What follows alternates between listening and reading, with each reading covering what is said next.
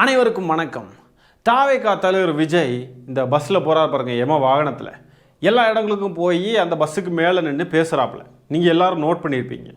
அவர் பேசிக்கிட்டு இருக்கிறப்ப பார்த்தீங்கன்னா அவர் பக்கத்துலேயே ஒரு செக்யூரிட்டி, அவருக்கான செக்யூரிட்டி வந்துட்டு முட்டி போட்டு நின்றுக்கிட்டே இருப்பாப்புல.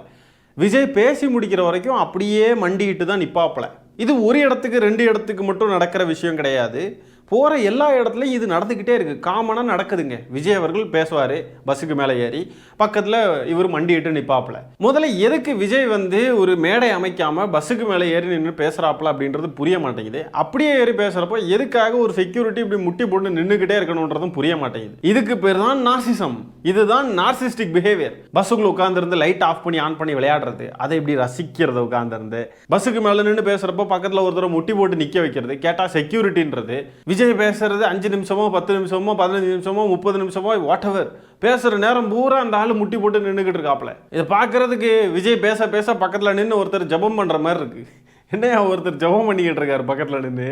அந்த செக்யூரிட்டியை எந்திரிச்சு நிற்கவாத வைக்கலாம்ல, எந்திரிச்சு நிற்க வைக்க மாட்டார். ஏன்னா அந்த செக்யூரிட்டி எந்திரிச்சு நின்னாப்புலனா அந்த செக்யூரிட்டியும் ஃப்ரேமில் தெரிவார். வீடியோ எடுக்கிறப்போ வீடியோவில் விஜய் மட்டும் தனியாக எமோஷ்னலி நின்று அழுது ஒப்பாரி வைக்கிறதெல்லாம் தனியாக அவர் மட்டும் கேப்சர் ஆகணும். செக்யூரிட்டி நின்று குறுட்டு பார்த்துக்கிட்டதா இல்லைனா சிரிச்சிட்டா அது ஃப்ரேமுக்குள்ளே வந்துடும் பாருங்க. அதனால விஜயோடைய அந்த பண்ணையார்த்தனம் இதெல்லாம் ஒத்துக்காது. செக்யூரிட்டி எலும்பி நின்னால் நமக்கு ஈக்குவலாக கேமராவில் அதை ஸ்க்ரீன் ப்ரெசன்ஸ் நம்மளை விட செக்யூரிட்டி நல்லா தெரிஞ்சுட்டா, ஒருவேளை செக்யூரிட்டி முட்டி போட்டு நின்னாதான் நமக்கான அந்த கெத்து இருக்கும், நமக்கான மரியாதை இருக்கும் அப்படின்ற ஒரு பண்ணையார்த்தனமான ஒரு மனநிலை தான். அது போக இன்னொரு பிரச்சனைங்க, விஜய்க்கு பின்னாடி போய் நின்னாக்க விஜயை நோக்கி பாய்ந்து வரக்கூடிய ஜாம்பிகளை பிடிக்க முடியாது. அது ஒரு பிரச்சனை. இன்னொரு பக்கம் பார்த்தீங்கன்னா இந்த ஜாம்பிகள் தூக்கி எறியக்கூடிய பொருட்களை எல்லாம் கேட்ச் பிடிக்க முடியாது விஜய்க்கு பின்னாடி போய் நின்னாக்க. அதனால இந்த பிரச்சனைகள் இருக்கிறதுனால அவர் முட்டி போட்டு முன்னாடி நின்னாக்க தான் சரிப்பட்டு வரும். ஊதுபதி சுரட்டினவங்க, ஹெலிகாப்டரில் பறந்தவங்க, கீழே நின்று குடிஞ்சிக்கிட்டு வணக்கம் போட்டவங்க எல்லாம் பரவாயில்ல போல இருக்கு. இவங்களை பார்க்குறப்போ முட்டியெல்லாம் போடாமல் இருக்கானுங்க. தமிழ்நாட்டு அரசியல் வரலாற்றில் இப்படி ஒரு சம்பவத்தை யாரும் பார்த்துருக்க முடியாது. முக்கியமாக ஒரு கருத்து தெரிவிக்கிறது என்னன்னா, இந்த வயசானவங்களாம் இருக்காங்க பார்த்தீங்களா, இப்போ எப்படி நம்ம 18 வயசுக்கு மேலே இருக்கிறவங்க ஓட்டு தராங்க, அந்த மாதிரி ஒரு 65 மேலே வயசு இருக்கிறவங்களுக்கு ஓட்டு கேன்சல் பண்ணிடணும். அவங்க ஏன் சொல்கிறேன்னா, தேவை அவங்க பரம்பரை நாங்கள் திமுக போடுவோம், அதிமுக போடுவோம், எம்ஜிஆருக்கு ஜெயலலிதா தான்றாங்க. ஒரு எம்ஜிஆர் ஜெயலலிதா சொன்ன வழிமுறையில் 2 கட்சியுமே நடக்கிறது இல்லை. அதனால மக்கள் எல்லாம் அந்த 65 வயசுக்கு மேலே இருக்கிறவங்க நாங்கள் அவங்களுக்கு தான் போடுவோம்ட்டு அவங்க ஓட்டை வேஸ்ட் பண்ணிடுறாங்க. இப்போ ஓட்டுன்றது நம்ம தமிழ்நாட்டை மாற்றுறதுக்குனால நல்லவங்களுக்கு பார்த்து போட்டால் தமிழ்நாடு டெவலப் ஆகும். 65 வயசுக்கு மேலே இருக்கிறவங்களுக்குலாம் ஓட்டை கேன்சல் பண்ணிடணும். அவங்களுக்குலாம் ஓட்டு போடுற தகுதி இருக்கக்கூடாதான். நியாயமாக பார்த்தா ஒரு 18 வயசுலேருந்து 25 வயசு வரைக்கும் இருக்கிறவங்களுக்குலாம் ஓட்டு இருக்கக்கூடாது. 25 வயசுக்கு மேலே இருக்கிறவங்க அப்படின்னாலுமே இப்போ கொஞ்சம் இதுவாக தான் இருக்குது. இருந்தாலும் ஒரு 30 வயசுக்கு மேலேனா ரொம்ப இதுவாக இருக்கும். ஓகே, கொஞ்சமாவது அரசியல் சூழலெல்லாம் பார்த்துருப்பாங்க அப்படின்னு இருக்கும். ஆனால் நியாயமாக இவனுங்களுக்கு தான் இருக்கக்கூடாது ஓட்டு. 18 வயசு முடிஞ்ச உடனே ஓட்டு போடுற தகுதி வருது அப்படின்றதுனால சினிமா முகத்தில் வளர்ந்து வாழ்ந்த இளைஞர்கள் அப்படியே விஜய்க்கு போய் ஓட்டு போடணும்னு சொல்லிட்டு வெறி பிடிச்சி போய் நிற்கிறாங்க. இவங்களுக்கு தான் முதல்ல ஓட்டை கேன்சல் பண்ணணும் பார்க்க போனால். ஆனால் சொன்னால் பாருங்க, ஜெயலலிதா எம்ஜிஆர்லாம் நல்லது பண்ணாங்களா? அவங்க 2 பேர் சொன்ன மாதிரி இந்த 2 கட்சிகளுமே நடக்கிறதில்ல. அதிமுக நடக்கிறது இல்லைன்னு சொல்லுங்கள், சரி, நாங்கள் எதுக்கு ஃபாலோ பண்ணணும்? திமுக எதுக்கு ஜெயலலிதா எம்ஜிஆரை ஃபாலோ பண்ணணும்? எங்களுக்குன்னு தலைவர்கள் இல்லையா?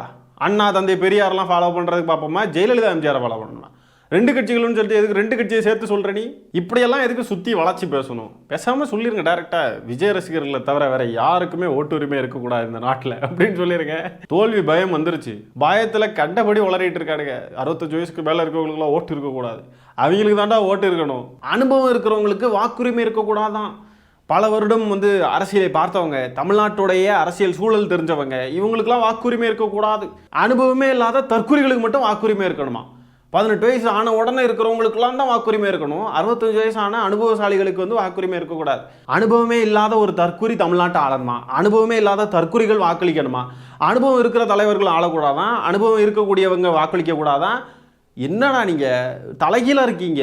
இதே வார்த்தைகளை உங்கள் நொன்னனை சொல்லுங்க பார்ப்போம். இளைஞர்கள் நம்ம பக்கம், இளைஞர்கள் வாக்கு நமக்கு இருக்குன்னு சொல்கிறான் இல்லையா, அவனை சொல்லுங்க. 65 வயசுக்கு மேலே இருக்கிறவங்களுக்குலாம் வாக்குரிமை இல்லாமல் இருந்தால் ரொம்ப நல்லா இருக்கும் அப்படின்லாம் அவன் சொல்லட்டு பார்ப்போம். என்ன பேசுகிறோன்னு கூட தெரியாத அளவுக்கு தான் இருக்கு இவனுங்களுடைய அறிவு.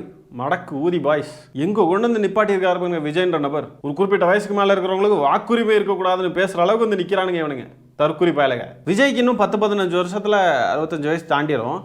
அப்போ விஜய் வந்து கட்சியை கலைச்சிருவாரா அதுக்குள்ளே? அது வரைக்கும் வருமானே தெரியாது, இருந்தாலும் கேட்குறேன். அது வரைக்கும் தப்பி தவறி இந்த கட்சி வந்து சேர்ந்துருச்சு அப்படின்னு சொன்னாக்க விஜய் வந்து அந்த கட்சியை கலைச்சிட்டு போயிடுவாரா? எனக்கு 65 வயசு ஆயிடுச்சு, இதுக்கு மேலே எனக்கும் அரசியலுக்கும் சம்மந்தமே கிடையாது, எனக்கு வாக்குரிமையெல்லாம் இனிமேல் இருக்கக்கூடாது, நான் வந்து போயிடுறேன் அப்படின்னு போயிடுவாரா? கட்சியில் இருக்க செங்கோட்டையன் இருக்கார் பாருங்க, அவருடைய வாக்குரிமையை முதல்ல பிடுங்கணும். பிடுங்குவீங்களா?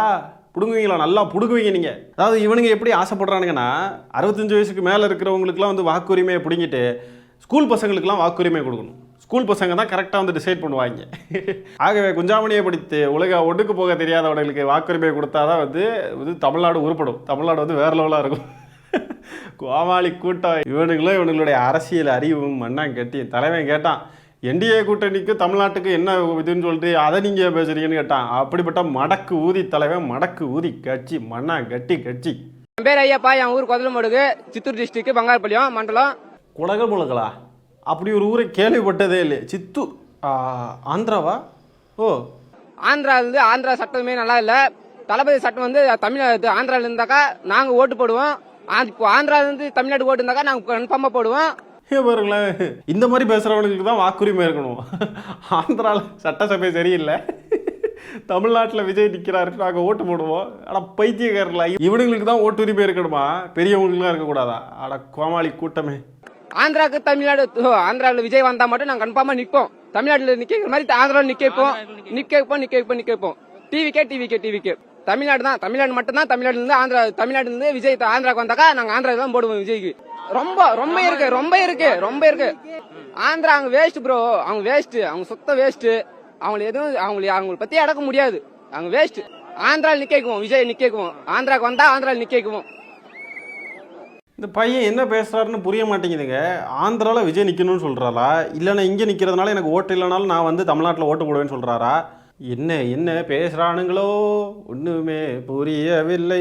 இவர் பேசுனதுலேருந்து நான் சில விஷயங்கள் புரிஞ்சுக்கிட்டேன். விஜய் வந்து ஆந்திராவில் போய் நின்னால் நாங்கள் வந்து ஓட்டு போடுவோன்னு சொல்கிறார். தயவு செஞ்சு கூட்டிகிட்டு போயிருங்க. தாவேக்கா இந்த பைத்தியக்கார கட்சி, இந்த குடோன் எல்லாத்தையும் மொத்தமாக ஷிஃப்ட் பண்ணி வேறு எங்கேயாவது கொண்டு போயிருங்க.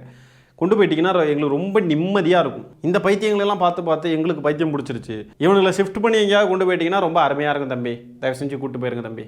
ஒருவேளை இந்த பையன் விஜய் வந்து ஆந்திராவில் ஏதாவது படம் நடிக்கணும்னு சொல்கிறாப்லையா?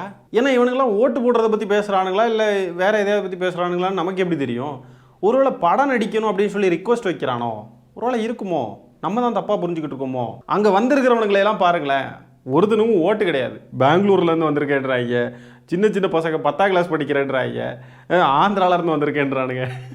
எல்லாம் பாருங்க வெளியே இருந்து வந்திருக்காங்க, இல்லைனா இங்கே படிக்கிற ஸ்கூல் படிக்கிற பசங்களாக இருக்கானுங்க. ஒருத்தனுக்கும் ஓட்டு கிடையாது. இங்கே பாருங்க ஒரு அம்மணி, அங்கே பாருங்க படுத்து உருள்றாங்க பாருங்க மண்ணில். என்ன பண்ணுறாங்கன்னு கெஸ் பண்ணுங்க பார்ப்போம். என்ன பண்ணுறாங்க தெரியுமா? நான் சொல்லட்டுமா? விஜய் நடந்து போன இடம், அந்த இடத்துல வந்து அந்த மண் வந்து நம்ம மேலே படணும். அது மண் வந்து அதிலே படுத்து உருள்றாங்க அந்த மண். ஆனால் மண்ணாக கட்டிகளா டேய். இப்படிப்பட்ட ஒரு தருதலை கூட்டத்தை உருவாக்கின பெருமை அந்த தலைமை தற்குறி விஜய்க்கே சேரும். இந்த வடநாட்டிலலாம் சமீபத்தில் ஒரு வீடியோ பார்த்தோம். இந்த ஏசியிலேருந்து வரக்கூடிய தண்ணி ஏதோ சாமிகிட்ட இருந்து வர தண்ணி நினச்சிட்டு எடுத்து குடிப்பாங்க. அவங்கள விட படுமோசமாக தமிழ்நாட்டில் பல தற்குறிகளை உருவாக்கி வச்சுருக்கான் இந்த பைத்தியக்காரன். இதையெல்லாம் பார்த்தா தான் நமக்கு டென்ஷன் ஆகுது. அதனால தான் நமக்கு வர மரியாதை கொடுக்க தோணவே மாட்டேங்குது. நிறைய பேர் கேட்குறாங்க, தோழர்கள் நீங்கள் ஏன் வந்துட்டு அவன் பேசுகிறீங்க அப்படின்ட்டு. வேறு என்ன பண்ணுறது? தமிழ்நாட்டில் அரசியல் கட்சி ஆரம்பித்து இத்தனாயிரம் இளைஞர்களை வந்து இன்ஃப்ளூயன்ஸ் பண்ணிக்கிட்டு இருக்கான். கொஞ்சம் கூட அரசியல் புரிதலற்ற பொலிட்டிக்கலான ஒரு கல்ட்டு கும்பலை உருவாக்கி வச்சுக்கிட்டு இருக்கிறவனை எப்படி நம்ம மரியாதையோட பேச முடியும்? என் புருஷனை விட எனக்கு விஜய் தான் முக்கியம், என் பொண்டாட்டியை விட விஜய் தான் முக்கியம், என் குழந்தைங்களோட விஜய் தான் முக்கியம், என் அம்மா அப்பாவை அடித்தேன், என் அம்மாவை அடித்தேன் 5000 ரூபாய் வாங்கினதுக்கு, எனக்கு விஜய் தான் முக்கியம் அப்படின்னு சொல்கிற ஒரு கூட்டத்தை உருவாக்கி வச்சிருக்கிறவனுக்கு நம்ம எப்படி மரியாதை கொடுக்க முடியும்? இப்படிப்பட்டவங்களெல்லாம் பார்த்து தற்குறிகள்னு சொன்னால் மட்டும் கோபம் பொத்துக்கிட்டு வருது. நான் ரொம்ப எதிர்பார்த்து வந்தேங்க. ஏன்னா போற இடத்துல எல்லாம் காஞ்சிபுரம் மக்கள், சேலம் மக்கள், மதுரை மக்கள். எனக்கு ஒரு வருத்தம், இவ்வளவு கஷ்டப்பட்டு நாங்க 2 நாளா என் கண்ணு பாத்தீங்கன்னா தெரியும், தூங்கவே இல்லை. என்னோட உழைப்பு இதுல கம்மி தான், இருந்தாலும் எனக்கு அந்த ஆர்வத்துல தூக்கம் வரல. ஆனா ரொம்ப ஒரு மனவேதனை. வேலூர் நெஞ்சில் குடியிருக்கும் வேலூர் மக்கள்னு சொல்லுவாருன்னு ரொம்ப கற்பனை பண்ணி வந்தேன். நானும் என்னமோ பெருசா எதிர்பார்த்தேங்க. ரொம்ப வருத்தமாக இருக்குங்க எனக்கு. ஒன்றிய அரசு கொண்டு வந்த பட்ஜெட்டை வந்து விஜய் வந்து அறிக்கை வெளியிட்டு எதுவும் விமர்சனம் பண்ணல, எதுவும் எதிர்ப்பு தெரிவிக்கலை. அது வந்து அதை பற்றி நேரில் வந்து பேசுவார்னு நான் நினச்சேங்க. வேலூருக்கு வரப்போ எங்கள் ஊரில் வந்து அதை பற்றி பேசி குரல் கொடுத்து ஒன்றிய அரசுக்கு வந்து கடுமையான கண்டனங்களை தெரிவிப்பார்னு நான் நினச்சேங்க. ஆனால் இங்கே வந்து அதை பண்ணலைங்க அப்படின்னு சொன்னால் கூட கொஞ்சம் அரசியல் எதிர்பார்ப்போட தமிழ்நாட்டு அரசியலுக்காக பேசக்கூடிய இளைஞர்களாக இருப்பாங்கன்னு நான் வந்து எதிர்பார்த்தேன். ஆனால் பாருங்கள், நெஞ்சில் குடியிருக்கும் சொல்லலையா, நெஞ்சில் குடியிருக்கும். ஏன் அதை சொல்லலைன்னா என்ன தூக்கம் வராதா நைட்டு? நெஞ்சில் குடியிருக்கும் சொல்கிறத பார்க்கறதுக்காக தான் கிளம்பி வந்திருக்கா படி. அதை விட பெருசாக நடிச்சிருக்கான், நல்ல சீன்லாம் காட்டுனா, நல்லா வந்து அழுது ஒப்பாரி வச்சு எமோஷ்னல் அப்படிலாம் ஒப்பாரி வச்சானே, அது போதாத உங்களுக்கு? முடிக்கிட்டு வீட்டுக்கு போகிறத விட்டுக்கிட்டு அங்கே நெஞ்சில் குடியிருக்கும் சொல்ல ஒரே வருத்தமாக இருக்குது அப்படின்ற. யாரா நீங்கள்லாம், எங்கேருந்துடா வரீங்க நீங்கள்லாம்? இதெல்லாம் வந்து நார்த் இந்தியாக்காரங்க எல்லாம் இதை எடுத்து போட்டு கிண்டல் பண்ணுறாங்க. ரியாலிட்டி ஆஃப் தமிழ்நாடு பொலிட்டிக்ஸ் அப்படி இப்படின்னு போட்டு கிண்டல் பண்ணுறாங்க. பார்க்கவே ரொம்ப கூச்சமாக கேவலமாக இருக்குது இவனுங்க பண்ணுறதெல்லாம் பார்த்தா. அந்த பெரியார கொள்கை தலைவராக வச்சுக்கிட்டு இப்படியெல்லாம் பண்ணிக்கிட்டு இருக்காங்க. ஐயோ, இங்கே பாருங்க, தாவேக்கா கொடியோட தீக்குண்டத்துக்குள்ளே போய் கோயில் நிர்வாகத்தில் இருக்கிறவங்கெல்லாம் கொடியை பிடிக்கிட்டாங்க. எங்கே போனாலும் இந்த கொடி மயிரை தூக்கிக்கிட்டு போகிறது பைத்தியக்கார தற்கொலை மெண்டல்ஸ். தேட்டருக்கு படம் பார்க்க போனால் அங்கே கொடியை தூக்கிட்டு போகிறது, போய் அடி வாங்குறது. கோயிலுக்கு போய் தீக்குண்டத்தில் மிதிக்க போகிறப்போ அங்கேயும் போயிட்டு கொடியை தூக்கிட்டு போய் அங்கேயும் அடி வாங்குறது. இதே பொழப்பா வச்சுக்கிட்டு திரியிறானுங்க பாருங்க மென்டல்கள். கல்யாண மேடையில் போய் நின்றுக்கிட்டு பொண்ணு மாப்பிள்ளைக்கு முன்னாடி அந்த கொடி எடுத்து ஆட்டிக்கிட்டு இருக்கானே, சட்டை இல்லாமல் பைத்தியங்களுங்க. 1ஆம் நம்பர் கழுசட கூட்டம். சரி மக்களே, இந்த காணொளியை நான் இத்துடன் நிறைவு செய்து கொள்கிறேன். நன்றி, வணக்கம்.